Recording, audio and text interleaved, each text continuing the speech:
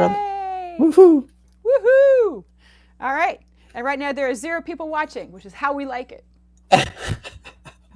We like it when people watch.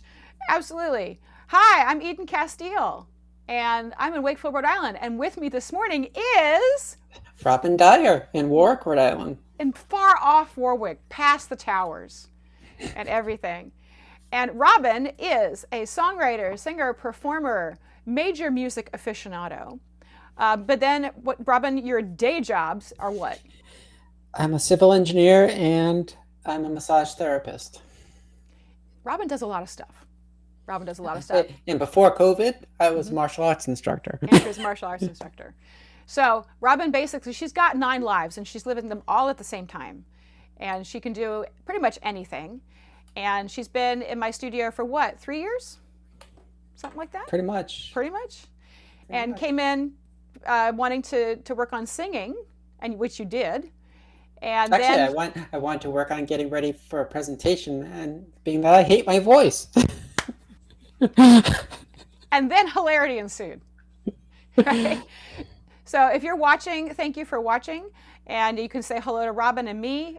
Make sure, tell us if you can hear us all right, if everything is all right. So I think you can hear and see us all right. We tested all this beforehand.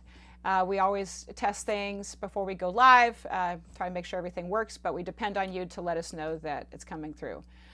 But Robin performed, the first performance you did was Peace Still Hayride Volume 1, right? September 2019. Yep. And that's when we figured out how much you love country music. You love country music. I do. She's a major aficionado. And then the pandemic happened. Great. Well, yeah. So we started meeting online because of that, but that has also worked out super well. So we moved from singing into writing, and you wrote for the Holidays album that we did, and you did a song called Does Santa Have a Tummy Ache? Which was so cute. And how did you get inspired by that? What was your inspiration for that song? Well, being the engineer that I am, I got curious as to how much Santa would actually have to eat in one night if he had, and I put in assumptions based on I would have for work. Mm-hmm. Yeah, you analyzed it, and so we actually have the number. And then of I sent right? Yes, how much it would weigh and everything, and how many gallons of milk. And then I sent my spreadsheet to you, and you came back with, "Oh, that's a song." Yeah, that is a song. So if you think that you're, a really analytical person who can't write songs, no, you can write really cool songs if you're an analytical person, and if that's part of your life, right? You can bring your life into your songwriting, whatever that is. And Robin, that's one of the things I think is so great about you, is that you bring your life into your songs. And you are a prolific songwriter now. And how many songs per week do you write? It's 3 to 6 generally.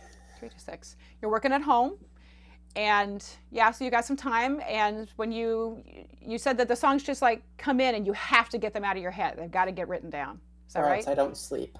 Or you don't sleep. So the songs come knocking, and she has to answer the call. And she does. And so then I wake up in the morning, and I look at my phone, and there's texts like, oh, here's my next song. Here's the song. Often on the weekend, Sunday morning, good morning, and here's a song. So do you think, are you more lyrics first or music first? Definitely lyrics. Yep. It comes with, sometimes it's just the chorus, sometimes it's a verse that comes, and then it goes from there. Mm-hmm. Just but when I find myself singing the song that I haven't written yet, and then I have to write it. Mm-hmm. And if you try, so one of your songs that you've done was actually about that process, right? You've written several songs. Songs Run the Show was one, Music in My Head. Yeah. Right. So Robin is a part of, my studio has an overall program called the All Access Pass. And what that is it basically is a year-long project-based thing where the singer or the client comes up with a musical idea that they want to do, and I help with all aspects of the production. So I have 3 people who are in this all-access program, and that we have access to everything you need in my studio in order to get that production done. So for Robin, that is an album. And so we started working on this about 12 months ago. We were actually at that point, and then COVID happened. So that has changed a little bit of what we've done. But in addition to your own album this year, you also wrote for Holidays and you wrote for Peace Still Hayride Volume 2. And we performed it. And you performed it. So the All Access Pass means that Robin, when she writes songs, then I take them, I arrange them, and then send them out to different singers to actually record. So we're starting that process now. And I think instead of actually having a complete album that we just release on Bandcamp one day, Robin's songs will be rolling out on a continual basis because she writes so much. So if you would just write 8 songs and stop, that would be great. But that's not you. So No. you Right keep now, writing. since the beginning of the pandemic, I'm now up to like 125. Yeah, she's writing a lot, guys. So I don't want to limit Robin to just having to choose 8 to be done. So we've kind of realized halfway through her project that her goalposts of her project were shifting a little bit.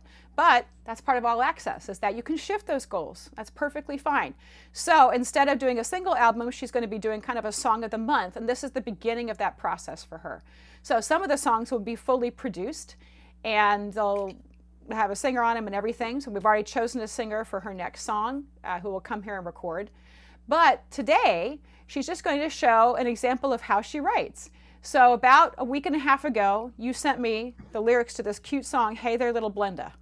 Well, it came about because I was so excited because I found some of my blenders for blending color. And For you were blending like, oh, color. I was thinking you had like 5 wearing blenders in your kitchen or something. and you thought I was crazy. Artistic. Yes. And I thought, wow, of all the inspiration, we get song inspiration from anywhere, but really a blender? That was unusual to me. And then when you sang it, or we worked on it together, we realized, oh, you meant an art blender. I was just hungry that day. So I was thinking smoothies. But so we wanted to premiere this to show you a little bit of Robin's songwriting process and how we work together on Zoom in order to actually create a song. So we're going to premiere Hey There Little Blenda, and this is just piano and with me singing the vocal based on Robin's lyrics. But you you gave me a little bit of the idea of how you thought the song would go. Right. Right, and we both kind of agreed it sounded kind of vaguely 60s. And yeah, that was really fun. So you get to see a little bit of our process together. So you're going to see Robin's lyrics front and center, and then you're going to hear us talking about the songwriting process when it's over. So without further ado, I think we're going to premiere here, Hey There Little Blenda. And actually, I'll keep us in the mix. What the heck? Let's see if I can get this to turn on. And at the very beginning. All right. So Robin, you said you were thinking kind of 60s when you did this? Yep. Okay, so let's see. I think we did. Let's see. Hey there, little Blenda. But yeah, you wrote this. How long did it take you to write this? Less than an hour. Awesome. Yeah, I don't see a lot of erase marks on here. No, this was actually the first run through, I think. Awesome. So I looked at, and I like how you spelled Blenda with an A, like Brenda the Blenda.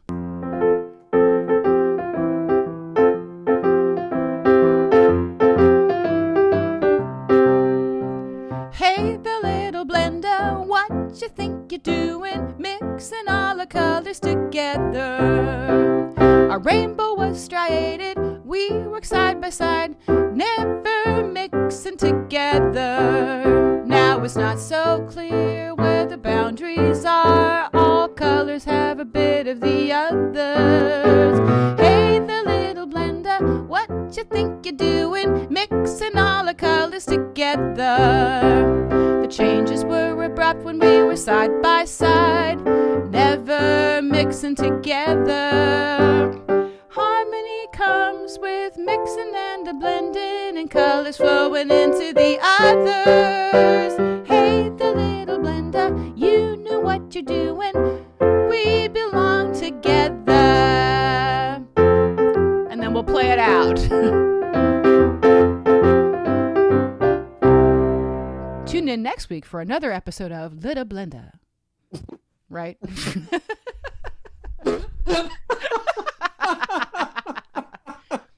I see a whole series here. cartoon series, right? It'll be the Or theme song for my art show. wouldn't that be great? Actually, as I was writing this, I'm thinking, wow, this has multiple meanings. So it's a little Blenda. It's a little society Blenda, right? Yeah. But I also like that. I could see the Blenda having like a pair of googly eyes. And just people carry the Blender around, and the Blenda says very wise things. Like, we just have to get along. My actual blenders, they're actually for blending color. Oh. That's why I wrote it that way, because it's actually for blending color. Because that's why I was so excited, because that picture I was working on, I was like, man. I see. So it actually literally blends the colors. Because I'm thinking of a Vitamix. Okay. That actually blends colors. As Okay. you rub them across, and it mixes the colors in. I see. I like both of these. I mean, I was seeing like a big smoothie. No. And you're seeing an art thing. This is cool. It totally works. So now I do see, instead of like a little, wearing Blenda with eyes that speaks wisely, I see your Blender. All right. Hey there, little Blender. I just like that. Hey there, little Blender.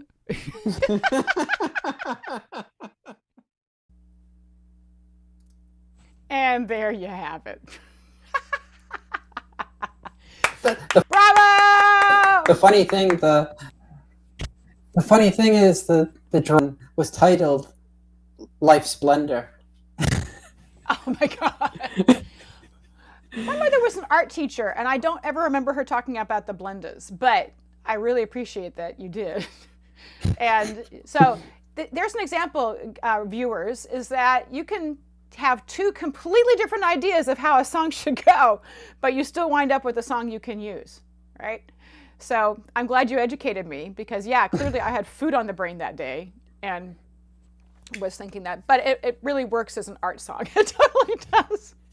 I just think it's so cute. Hey there, little Blenda.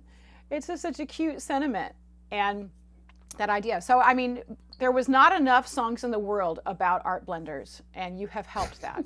You healed the world, Robin, with your song. So, and she wrote it in an hour, right? And I came up with the music in about 10 minutes. It took me longer to put that video together than it did to actually create the chords. Now, that's a demo, right? So we just created that, and that's the most basic kind of demo that you can do, where you had the lyrics and you're starting to add chords to it.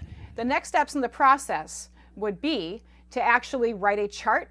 So have a piece of music like we have here in your book. I have this whole book of your songs that we're working on, where I actually write chord symbols above it, so that way somebody else could follow it, or we can recall what we're doing. So then after that step, then we might flesh out the arrangement with adding a bass, adding guitars, adding drums, things like that, and then we might change out the vocal, right? So all of those are steps in production, but it all starts with those lyrics and just basic chords. And then the melody, I could write it down using a program like Finale, but a lot of times I would just send my demo track to a singer and say, go learn it, and then they would learn it by rote, right? Then we decide where it should go. So the process that we did with your 2 released songs, you have 2 published songs. One is Does Santa Have a Tummy Ache, which was on Holidays, and then So Damn Poor, which is on Peacedale, Hayride Volume 2. Both of those are available at EdenCastile.com. And you sang on one, but not on the other. So on Santa Has a Tummy Ache, we actually had my 8-year-old niece, or 7-year-old, she's almost 8, Una, she sang the lead. And then on So Damn Poor, you sang it. And we co-wrote that with our friend Mark Cutler. But the process was a little different for each one. For Santa, you had this great lyric, and I came up with the chords for that, and I created the arrangement here at my studio. And then we sent it out for the singer to record at her place, and then it all came back and got mastered. And then for So Damn Poor, we wrote the lyrics with Mark, and you wrote a lot. And then we had to edit down. I had written pretty much everything.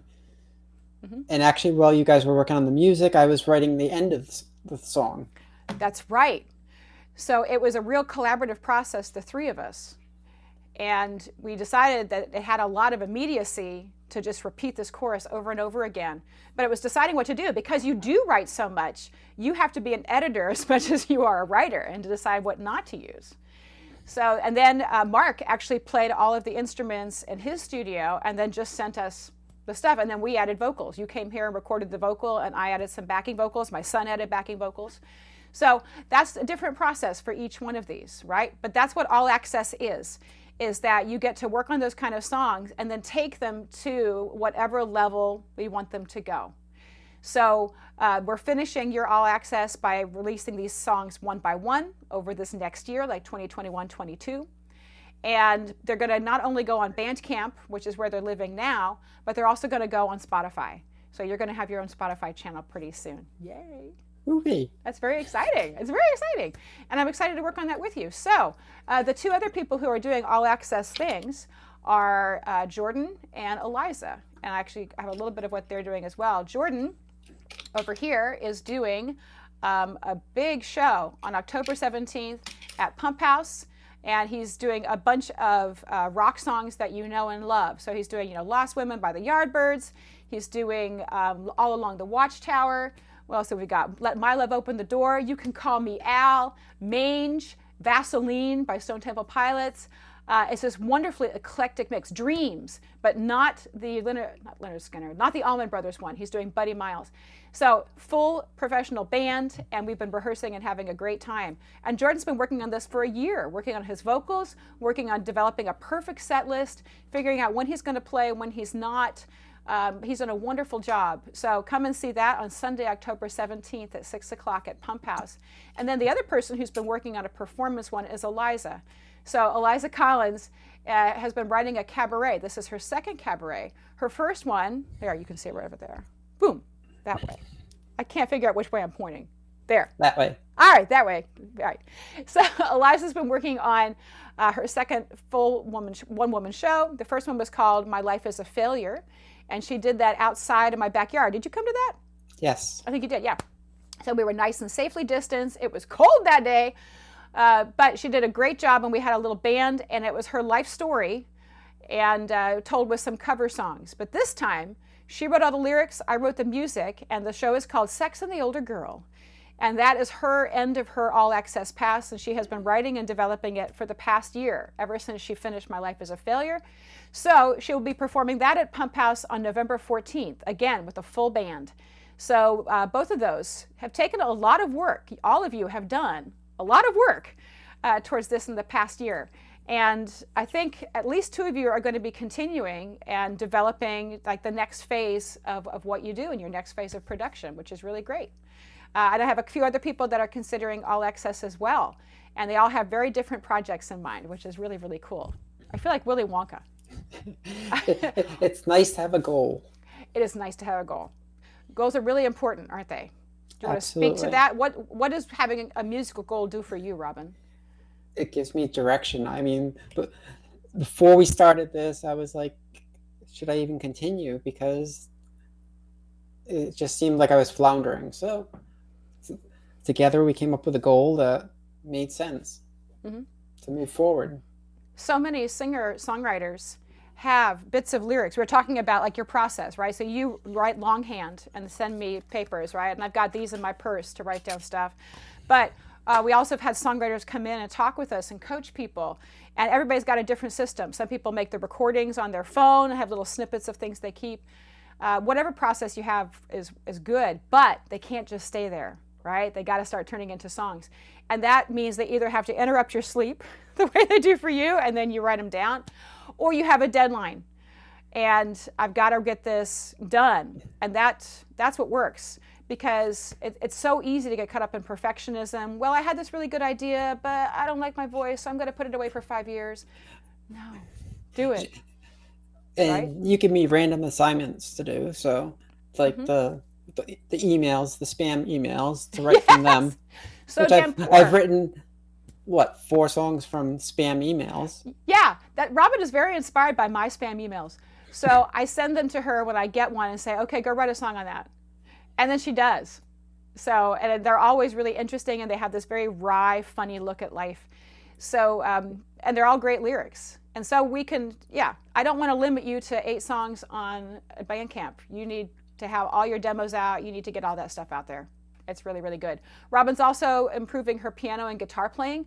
So that way, and I can tell that over the course of this year, not only are you thinking as a lyricist, you're also thinking as a songwriter, coming up with melodies and hooks. And we talked this morning about how we both get inspired by TV theme songs from the 60s and 70s and 80s, and because they have really good hooks. So we talked about how you like BJ and the Bear. We both like Greatest American Hero. Mm-hmm. And I got inspired by that when I'm writing for other people as well. Hooks are hooks. They're really good. If you are interested in writing songs and you don't know where to begin, or worse yet, you don't know where to finish, right? Because that happens a lot. I'm offering an online class. There it is right there. Wednesday Writing Workshop in October. You can sign up and you can work with professional songwriters who are my friends, Ed Valley and Hallie Elwell. Robin has worked with Ed on some songs. And Hallie. So, and Hallie, that's right, you've worked with both of them. So with Ed, he's kind of guitar-based. So we worked on songs that way, and he worked on some chords to go with lyrics you'd already done. And with Hallie, we worked on lyrics and chords for your fantastic song, Drainage Design is Sexy. That's the best title of everything. Drainage Design is so sexy. It's so sexy. Drainage Design is so sexy.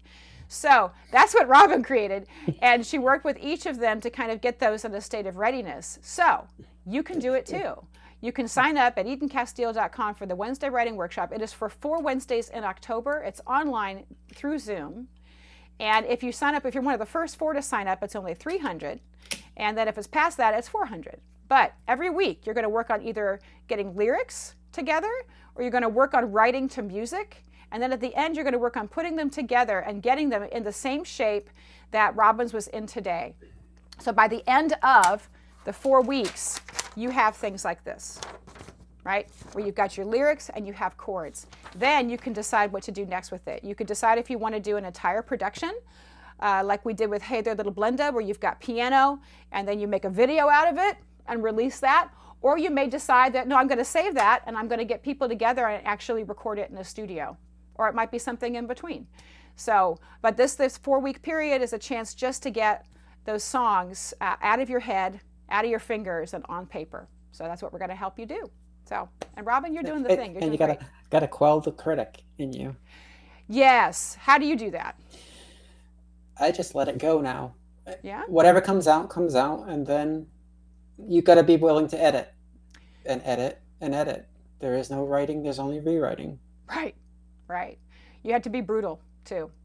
Mm-hmm. Especially with people like you who are really prolific. You write so much. And then you have to be willing to take a giant X through everything except 2 lines. Yep. And it hurts. It hurts. But nothing is wasted. And so everything you don't use in one song can become the basis of something else. There was one song that I couldn't finish, but I've written 4 of the songs from it. Yes. Everything is a seed, right? Everything is a seed. So I'm really proud of you, Robin. I made cheering, go Team Robin, because you have done a great job with this. And it was fun to do the Blenda one because it was just such a silly, sweet song. And so immediately we both kind of heard the music in it. And that's kind of a sign. When you start feeling like the music coming on really fast, that can kind of tell you, oh, this is definitely one worth pursuing. And I actually write the words the way I want it sung. You hear it already. Well, I write it out that way. So Blenda with the A, and and the other words, everything gets. I'll truncate words because I don't want the whole thing said.